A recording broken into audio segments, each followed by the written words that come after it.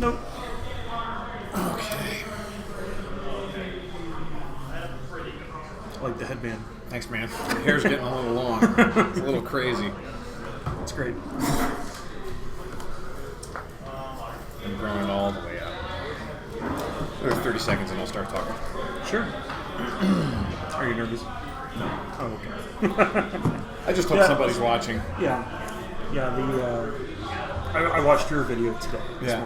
Like I watched one or two matches previously just to see how you guys have done, and I watched it, and I thought you did a pretty good job. I think Jake needs to talk more. Right. Yeah. And I don't think that was your fault at all, even though you were, talking. There were times that I would Yeah. talk and then pass to him, and he would just not say anything. Yeah, I nudged Paul too. Just didn't have anything to talk about or whatever. That's okay. Need to come out a little bit. All right, folks. Welcome into our stream. We are live from MOX Boarding House in Bellevue, Washington. I'm Nathan Moore. With me is Brad Rutherford. Hey. For our weekly Thursday Modern Tournament, we got 30 players. I'm about to have 4 rounds of Modern action for you, so buckle up. It's going to be a good time. Yeah, Judge Frank is doing the pairings right now. You guys love Frank, right? Everybody loves Frank. I love Frank. Yeah, I love Frank too. Tonight, we're going to talk about some things in between rounds, so hopefully we won't have a lot of downtime for you. Very exciting. We've got Kaladesh spoilers. Yeah, they look good. Yeah, there's, my notes have at least 10 different cards to talk about for Modern. And that's not even counting Legacy or Standard. Yeah. So maybe we'll throw some strategy on those two in there as well. Yeah, a lot of exciting stuff. The only gripe that I've got about the new Kaladesh stuff is I don't really like the frame of the new vehicles, but that's about it. I don't know what to think about vehicles just yet. They're too new. They don't look like a Modern type thing, right? But maybe. Also maybe an affinity. Yeah. Also, the borders are terrible. I agree with that, and the inventions. I just don't like non-matching borders. Right. I want a deck to physically match when I flip through it. Yeah, uniformity is very important to me too. And so when they spoiled Zendikar Expeditions, I first was really excited because I thought, oh my goodness, we've got the most baller version of the card you could possibly have. But then they came out, and the foiling is such that all of them look the same, like these gray blobs, and I can't even tell what they are. Yeah, when my opponents play them against me, I have to verbally confirm what they are because I don't know. Right. It's just a mess of art. They look pretty when you hold them close, right? But across the table, they all blend together just like you said. So hopefully the Kaladesh inventions have a little more contrast and brighter colors so that we can tell what they are. The images on the internet do, but that's not the same thing as looking at a card across the table either. Right. So looks like Judge Frank has here we pairings go. for us. Very exciting. We're going to take a moment to Do we know choose. who we're seeing? What? Do we know who we're looking at? No, we're gonna pick. Oh, okay. So let's try to pick decks that are interesting. So, and either a very fast match or a very slow one. I like table 4 here. Shawn, Tabrizi, and Martin. Work for you?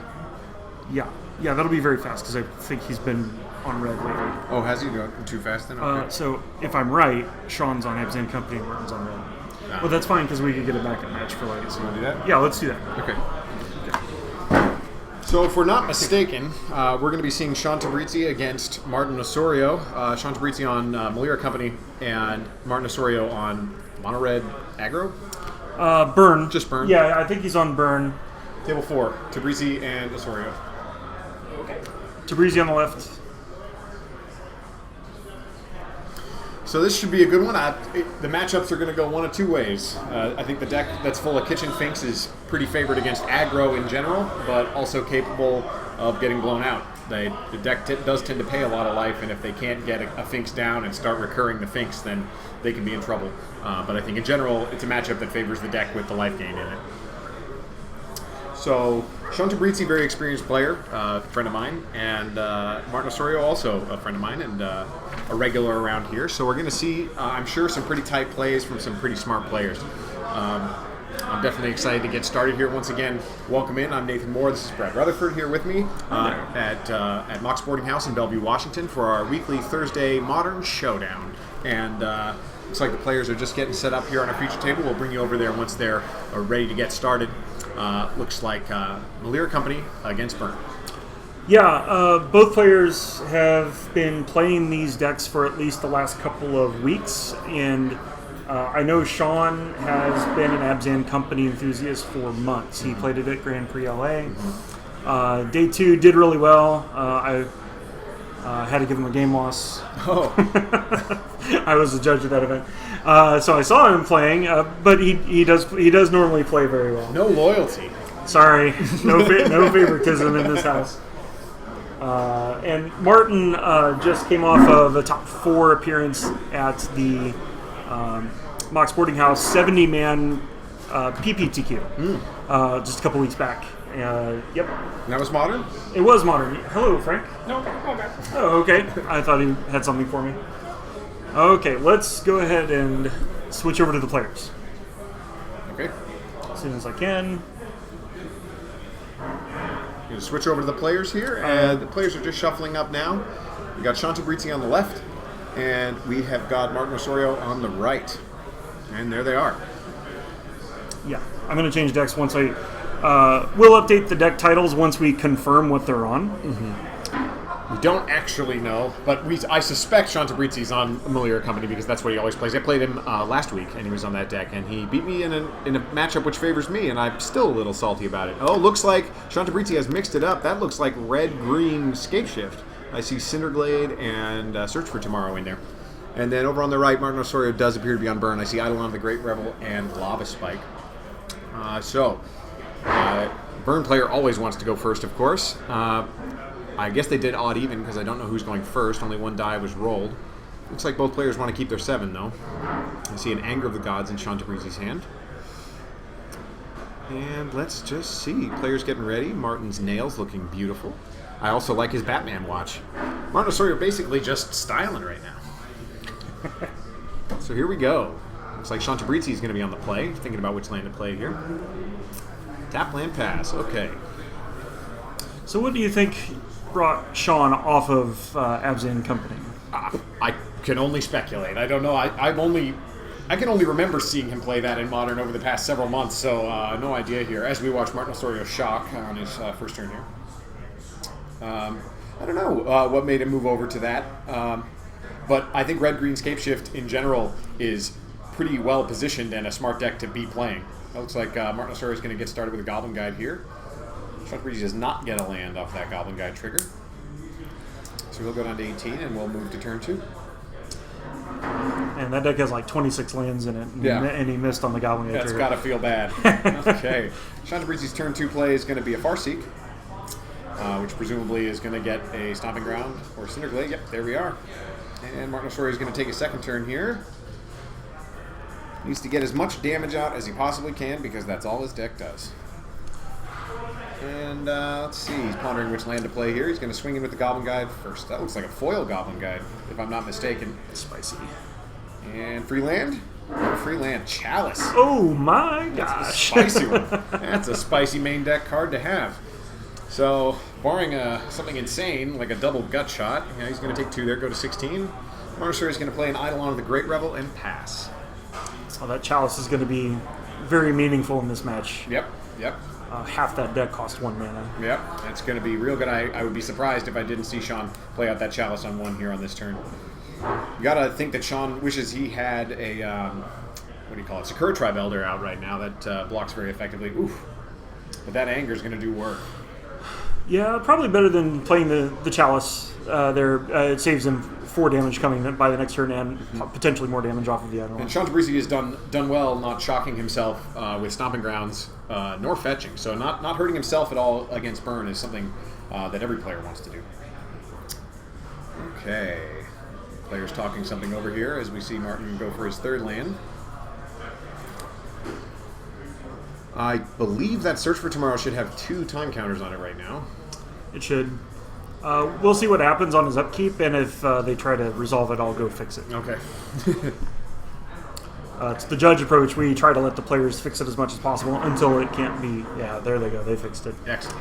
If I'm Martin here, I want to fire off all my 1-drops in fear of that Chalice. He has seen the Chalice, so okay. Looks like his play is going to be Lava Spike, and then another Eidolon of the Great Rebel as Shawn moves into his 4th turn here. And Shawn, I believe, has just drawn another copy of Anger of the Gods, which, while not terribly efficient, does deal with this Eidolon quite nicely. And we know that that Search for Tomorrow is going to be resolving next turn, so that's 2 damage that he could avoid right now if he were to play the Anger. He may not, though. And he's got a Stomping Ground in the grip there. I think his only other land is a Stomping Ground, which means he would have to shock if he wants to play both the Anger and the Chalice of the Void. Yeah. He's debating that right now. Looks like that's what he's going to go with. Now, normally, and in most situations, you got to shock very judiciously against the burn deck. You cannot afford to pay life against them. So you got to think he's going to shock and play out the Chalice here. It just shuts off, like you said, half the deck of burn. So it takes 2 in order to play the Chalice, but probably worth it in the long run. So Martin is going to draw, and it looks like a handful of bolts, which are 1-drops, which are dead. I see a Boros Charm and a Searing Blaze, which is also very dead.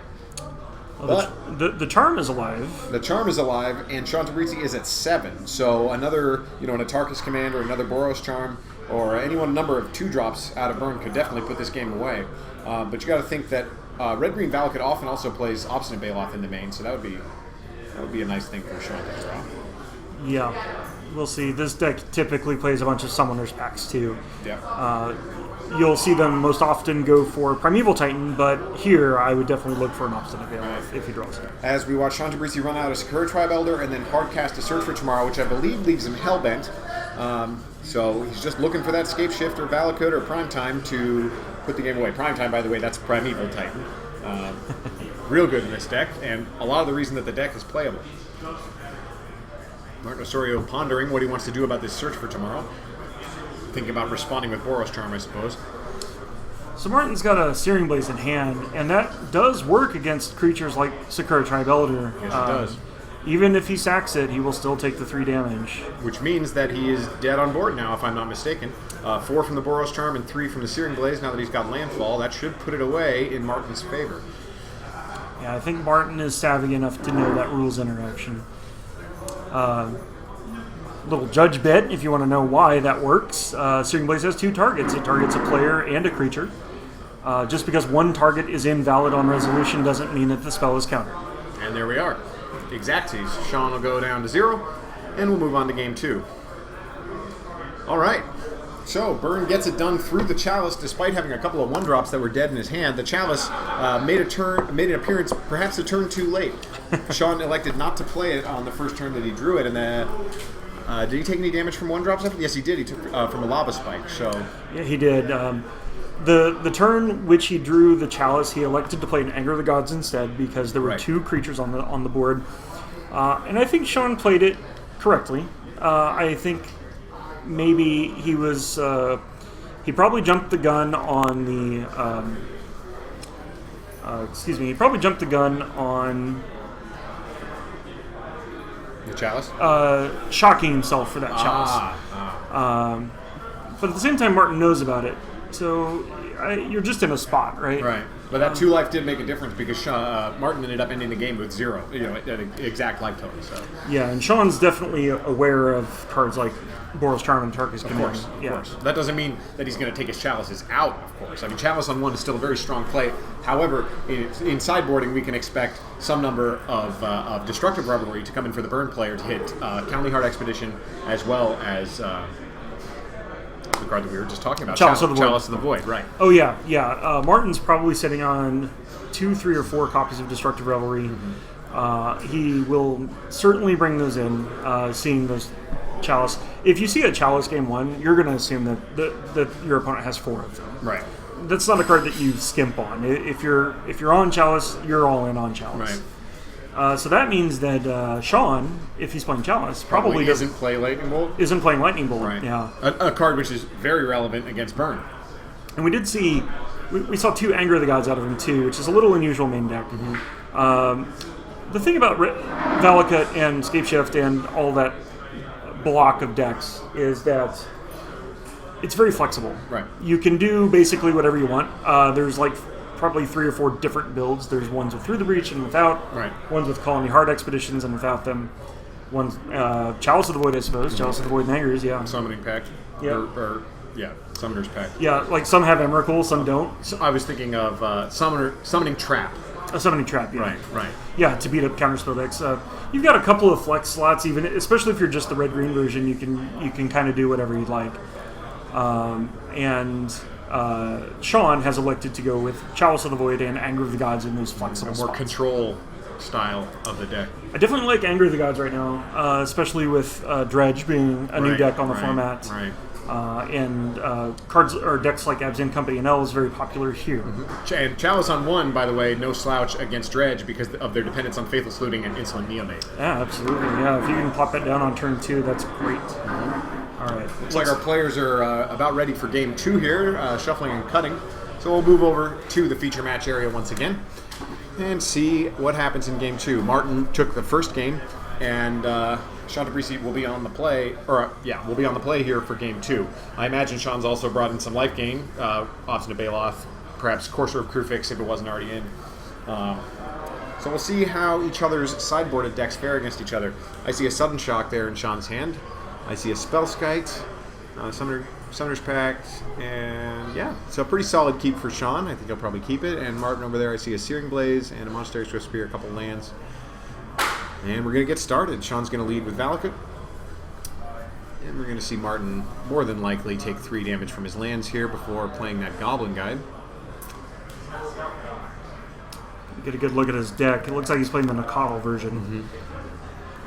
Yes, it does. Okay. So Martin's going to start off with shocking himself and then playing a Goblin Guide, which once again does not provide the land-heavy red-green Valakut deck with a free land. But Sakura Tribe Elder is a card that I'm sure Shawn is happy to see on the top of his deck because it can effectively block that Goblin Guide, giving him another chance at a land without taking any damage. So that's a good win in the matchup. Although I suppose it's probably going to eat a Searing Blaze. But we will see the way things unfold. Oh, it looks like Shawn debating whether to shock himself. Cost him last game. The eternal conundrum of Modern. Okay, he is going to play that Sakura Tribe Elder. As Martin moves into his turn 2, elects to play the top card of his deck, which is a basic mountain. And Martin's probably pondering whether to play that Searing Blaze with landfall. There it is. Okay. So Shawn's going to go ahead and crack that Sakura Tribe Elder to get himself a basic land, but still take 3 because of the interaction that Brad mentioned earlier. And then 2 will get through from the Goblin Guide, so we're going to see Shawn hanging out right at 11. Is that right, 11? Or did he already take the 2 off the Goblin Guide there? Yeah, he did. Okay. Surprised to see Martin leave the Searing Blazes in. There's not very many targets in this deck, and in fact, there's probably like 11 or 12, and 4 of them are Primeval Titans, and 4 of them are Sakura Tribe Elders. Maybe we'll ask him about that. Right. As we see, Shawn does get a free land off that Goblin Guide trigger as he moves into his 3rd turn here. Obstinate Bailoff, the Nuts, a card that Shawn was looking to draw. So he'll gain 4 life and go up to 15, and put a pretty big looking blocker in the way. As we see Martin's hand, he's got Monastery Swift Spear and a Boros Charm, Lava Spike, 2 Atarka's Command. Yeah. Pretty strong hand for Martin Osorio. But it looks like he's lacking a white source for that Boros Charm. Not that that's super relevant. That's probably not the play he was going to be going for this particular turn. And he's going to tempt Shawn into blocking, possibly bluffing another copy of Searing Blades or perhaps Searing Blood, which will both be very strong should Shawn decide to block this Goblin Guide. See if he gets a free land. No. Another Sakura Tribe Elder. He is going to block, wisely I think. Yeah. I can't imagine not blocking there, especially since he didn't play a land pre-combat. Right. Yeah, it was only Searing... Well, I suppose he could play a land second main and then still have landfall for Searing Blaze. Yeah.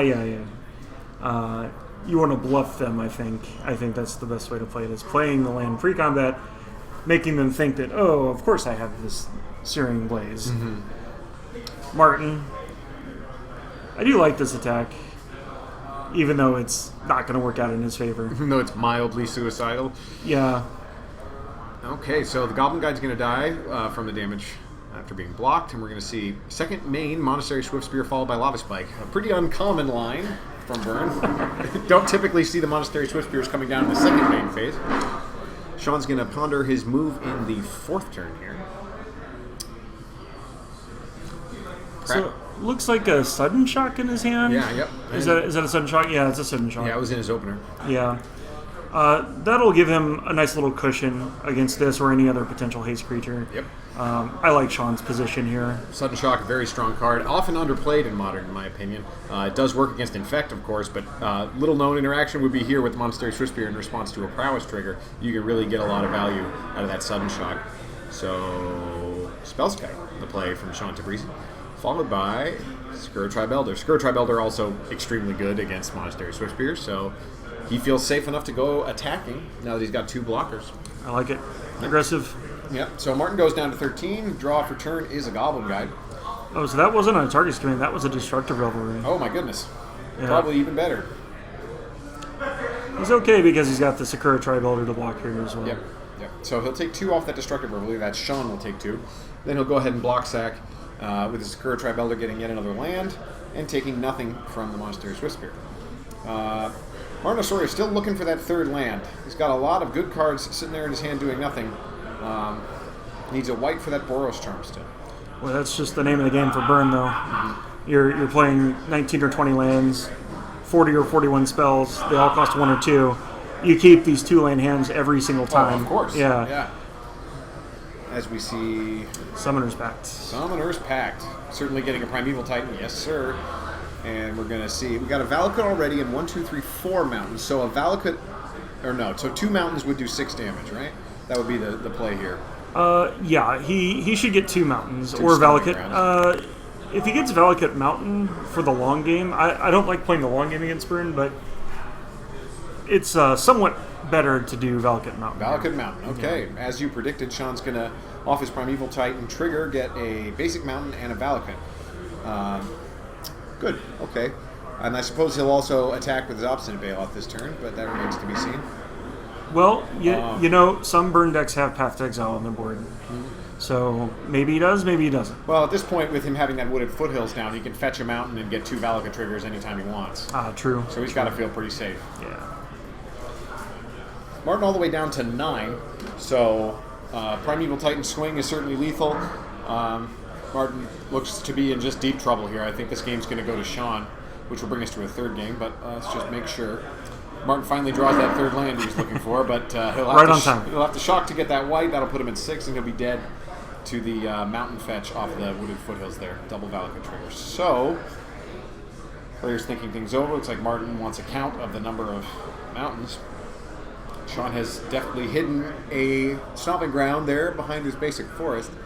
Okay, so we're going to see Martin play Goblin Guide land, swing out of Desperation. Goblin Guide trigger goes off. Shawn sees a Simian Spirit Guide for the turn 1 Chalice, I suppose, would be the reason that's in the deck. I like it. Scott Lipp got 2nd place at Grand Prix Indianapolis with Red Green Valakut, sporting either 2 or 3 Simian Spirit Guides in the main deck, presumably just to speed him up a turn. See the players scoop it up here after Shawn takes game 2 on the back of Primeval Titan and mostly Obstinate Bailoff. So we're going to go to game 3 with Martin on the play. Burn versus Red Green Valakut. Once again, I'd like to welcome anybody who's just joining us to MOX Boarding House in Bellevue, Washington. Nathan Moore.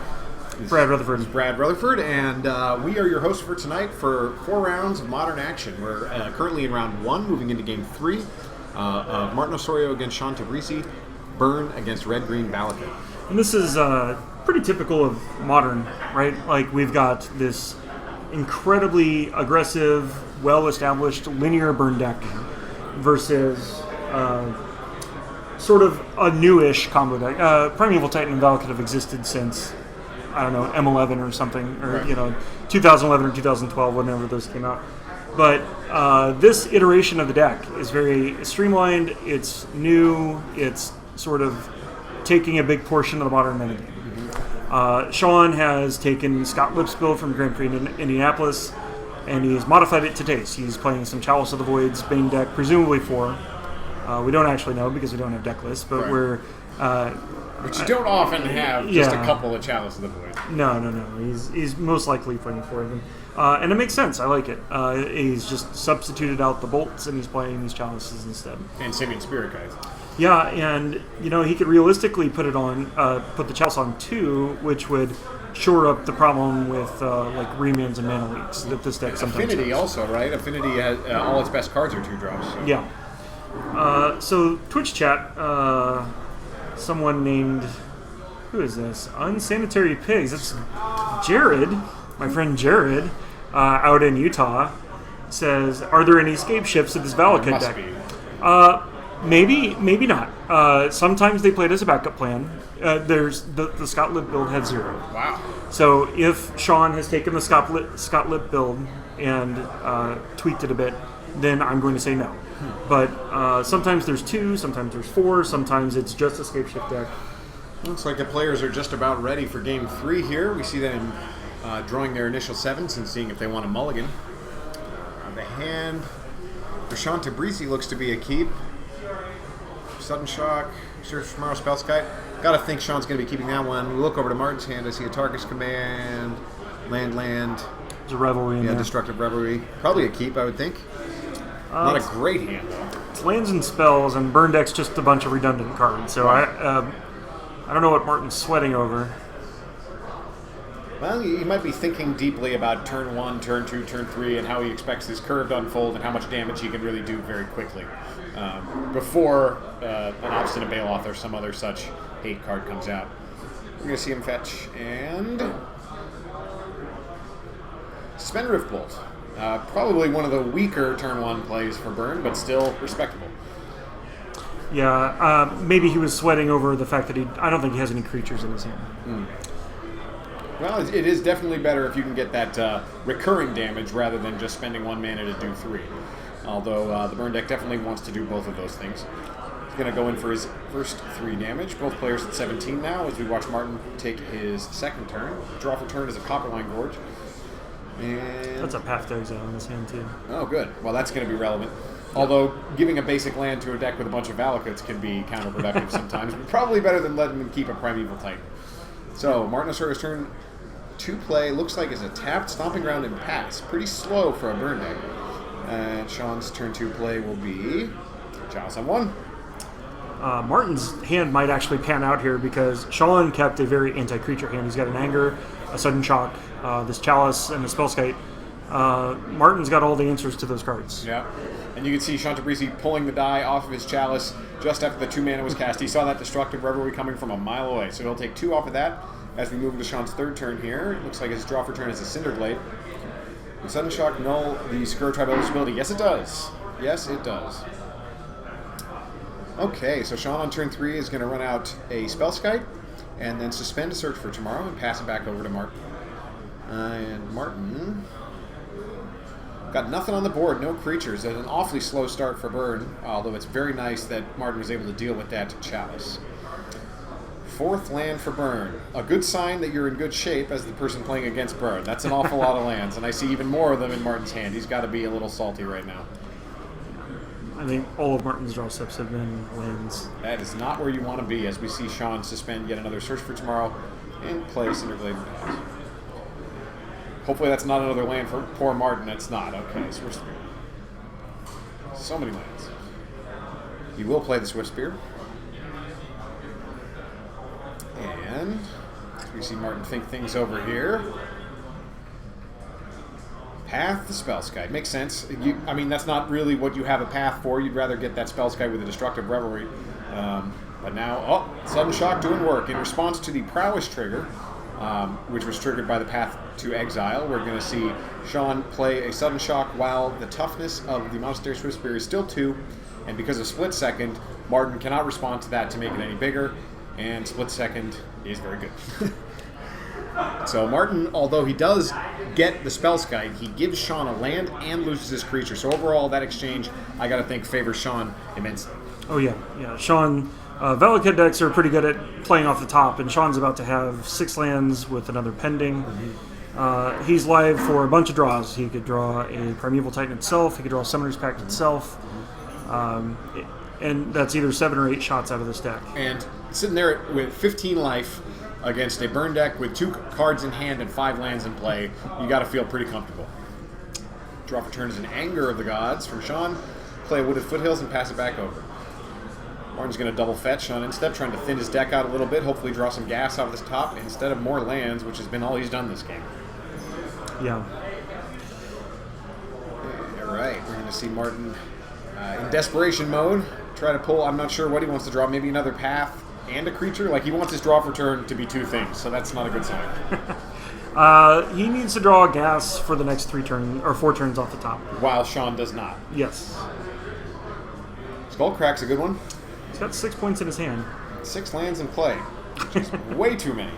Probably twice as many as Burn ever wants to see, ever. Well, Shawn plays well at the top, but he's got nothing going. So if Martin can draw 9 more points of damage, actually probably 8, because I suspect Shawn's going to fetch at some point. All he needs to do is draw 2 Boros Charms in the next 2 turns, and he'll win. That's not too bad. The fact that, prime time to draw at the top, well, I think we might just see the end of this match here, ladies and gentlemen, because that prime time is so dirty. We might just see Martin give up right here. Although he does have no, he doesn't have 15 points of damage with only 2 cards in hand, so it's going to be Valakut. I think we're getting 2 Valakuts here. Valakut, and then he's got double fetch here, so that's a total of 12 damage. Put Martin down to 3, so he's not dead, per se. Is there a miracle draw for Martin here? The end of turn of target's commands, end of turn Skullcracks. That's 6. If he draws Path, that's a mountain. He'll take 6 off of Path, right? 6, 12, 18. Oh, he'll be dead, yeah. And Bloodstained Mire, probably not the draw you're looking for. So poor Martin floods out, and I think we have seen the last of this match here. Shawn elects not to fetch on instep, and here we go. It's another mountain off the top, so we're about to see a whole mess of Valakut triggers, and the Burn player scooping it up. So it looks like Shawn Tabrizi is going to win round 1 here against Martin Osorio. Red-green Valakut getting the best of Burn. Yeah, and this round went super fast, so I'm going to go talk to Judge Frank right now and see if we can get a backup match set up now. Good. All right. Nathan's going to take over. I will take over. Yeah, we watched this match unfold, and in this particular 3rd game here, not a great game to see. Skullcracks himself. Okay, yeah, that'll do it. Unfortunately, we just see Burn flood out, so not a terribly competitive 3rd game here, while the red-green Valakut deck just does everything that it's trying to do. As Brad's out there trying to find us a backup match so we can keep the action going for you guys, we're going to watch the player's D sideboard, I suppose. So yeah, I'm not sure how I feel about this. Let's see, Burn with almost the same number of lands as Valakut. Yeah, right. You're right about that. That's way more lands than a Burn player wants to see in a match. So we got another match coming up. Come on in. Oh, the champion Shawn Tabrizi is going to be joining us in the booth here. Wants to talk about that match, I suppose. All right. Congratulations, Shawn. Thank you. Scoot on in. All right. So we saw some interesting cards in your deck. Yeah, I tried some new things tonight. Nothing quite you can find online, but something I think is pretty cool. So Simian Spirit Guide and Chalice. Yeah, I think actually, so Simian Spirit Guide is really good with Through the Breach. Gets things out turn earlier, gets that more explosive draws. And then Chalice of the Void is really good with Simian Spirit Guide, because you can get turn 1 a lot of people. I've been watching this Channel Fireball video with Death Cloud, right? Is that the name of the card? Yeah, Triple Death Cloud. Triple black and X. Yeah, exactly. So there's like a deck with mono black. He's playing Chalice of the Void, Simian Spirit Guide, and stuff. And I really like just like how dumb that card can be sometimes. I think that in this deck, very specifically, because you can play Simian Spirit Guide, and it makes it advantageous to play Through the Breach, and you can just get some free wins with Chalice to work well together. So you have Through the Breach, because we didn't see an appearance of Through the Breach. Yeah, I do have Through the Breach. So this is not. So I play Scape Shift, but main deck is Through the Breach with Primetime. Okay. Yeah. So no bolts then.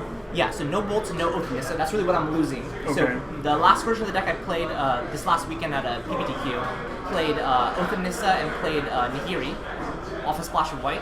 I'm cutting all the 1-drops and just playing that. And then my sideboard changes a little bit too.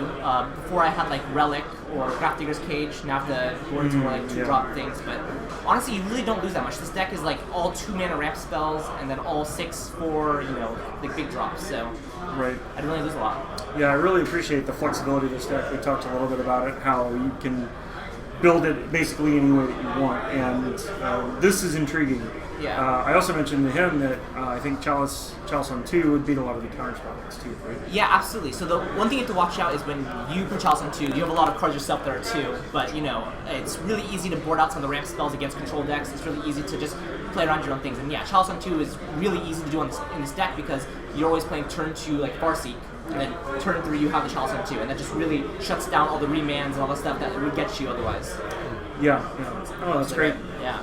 So what are you sideboarding? Can we talk about that? Yeah, absolutely. So my sideboard was, I don't know, I can't really show them, but... No, just talk about it. Sure, I have 2 engineered explosives. I think that's just, its price is spiked, and it's for good reason. The card's insane, beats all the one-drop like permanents, beats like affinity, beats just pretty much everything. And because, one of the cool things about this card is if you have a Chalice on 1, you can still engineer explosives for 2 mana using the same color, and then get it on 1. So it's just like really like kind of cool interaction there.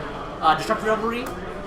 This might be a little bit more aggressive than it needs to be. The color requirements here is harder than like Naturalize or like other similar effects, but I think that the extra damage can be relevant, especially when you're playing Scape Shift and you're playing Prime Time. That like getting to 18 is like the difference between 7 and 8 lands. Yeah, I've seen Nature's Claims and other people's sideboard, and I'm like, why are you giving them 4 life? Well, you can't use Natural State because one of the cards you want to get is Leyline, right? Sure. Yeah, exactly. Leyline is a big one. That's why. So this is kind of a new deck for me, and I ran into this weekend people just playing like turn 0 Leyline. You can't target me, and Sanctity. Yeah, it's just dumb. I have Shatterstorm. I think Shatterstorm is sweet. It beats not only Affinity but also that dumb top control deck. The Lantern, exactly. Yeah. Ancient Grudge is just solid. Crumble to Dust beats all of the Tron. I think this is more of a around here. There's a lot of Tron players. Right. I feel like this is pretty good for around. You got to be pretty favored against Tron to begin with, though, right? Actually, not in my experience, but maybe I'm just a bad player. They always like if I play Prime Time, they play Ugin, they just minus, or they just do a little bit faster than me. Yeah, I think turn 3 Karn's actually a problem because they nuke all your lands. Get 2 lands, that's pretty good. Exactly. Yeah. All right. And then also they have Wormcoil Engine, which is like really hard to beat the life of the game sometimes. So I have Scape Shift main deck. I have 2. I took them out for the game. I have 1 extra Anger in the sideboard, and I brought into the sideboard 2 more Obstinate Bailouts, obviously against like burn and stuff like that. I'm not playing Obstinate Bailout main because there's not really room for it, but that would be another card you would see in main deck normally. Yep. But other than that, and then I have some Sudden Shocks. I think Sudden Shock's really good. So I was an Abzan Coco player for a long time. Can't beat that card. Sudden Shock just actually wrecks everything about your game plan. And they go all in and try to like combo off, and you're like, well, stop that, and then it just doesn't work. So. Yeah. Nice. Thanks. Excellent. So, that was very enlightening. I actually like it. Flexible deck, right? Like you can kind of. There's probably 80 or 90 cards that could go into a Scape Shift deck. It's funny. You think of it as this like totally linear, all-in combo deck, but that's not even true. I mean, based on the way that you build this deck, it can be one of 3 different builds. Like I've seen the Summoning Trap ones with Emrakul's, the ones that are more in on Through the Breach, and then you've got no Scape Shifts. I mean, or you have 2 main, but like some builds have no Scape Shifts. Exactly. You've got Simeon Spirit Guide for Chalice on 1. Like that's a really surprising amount of diversity in what I thought was a pretty linear deck. So. Yeah, and I've seen like it's splashing white for Nihiri, or even splashing black for like Slaughter Pact and some other shenanigans. Slaughter Games in the board usually. I've got this build at home, or I've got a build at home that has 2 Slaughter Games in the board for the mirror. Yeah. Because it's really hard to get an edge on the mirror. Yeah.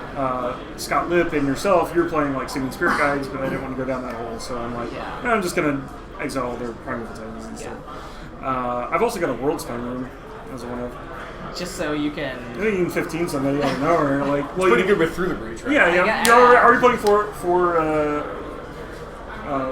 Through the Breach, 4 Through the Breach, and 3 Summoners Pack. So like, it's better than Primal Titans sometimes. Definitely. That's it's better against Leyline of Sanctity in particular. Yeah.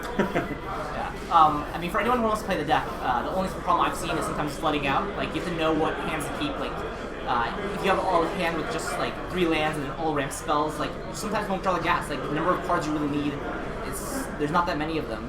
I have 7 total like prime targets, but I have 3 Summoners Pact, 4 Prime Time. But I think as you play it more, you start getting better and figuring out exactly what hands you can keep. Yeah. How many Angers do you play main? 2 main. I was thinking about 3, but I think 2 main. I have 1 on the sideboard. Yeah, that makes sense. Very important. Very, very important for a lot No of bad Courser or matchups. Crew Fix in there? No, that's another one that I saw. I didn't think it worked with this plan. Again, when I put Chalice and the 8, whatever his name is. Simeon Spirit Guide. Exactly that one. I had to make a decision to there's 8 slots, right? So you really lose a lot of the flexibility of being able to play one-ofs that you can summon packs with and all that kind of stuff. I wanted the consistency of maybe being able to get the turn 4 through the breach, or the 4 mana through the breach, or the Chalice in 1. Cool. So are you going to migrate permanently over to this from Abzan Company, or are you... For now, I am. I think Abzan Company is horrible in this meta. I've been playing it, and I've just been losing. I don't feel like I'm a necessarily bad player with the deck. It's just... You're not. It's just a lot of things just hate it, and it's just not. I don't think in the right position right now. We're in a post-dredge world, so there's a lot more dredge hate now. There's a lot more Anger of the Gods, more Grafdigger's cages. A lot of cages, yeah. A lot of cages, a lot of relics. I'm playing Bant Eldrazi. I have 3 Grafdigger's cages. Yeah, it's tough to beat. I think they're that's all.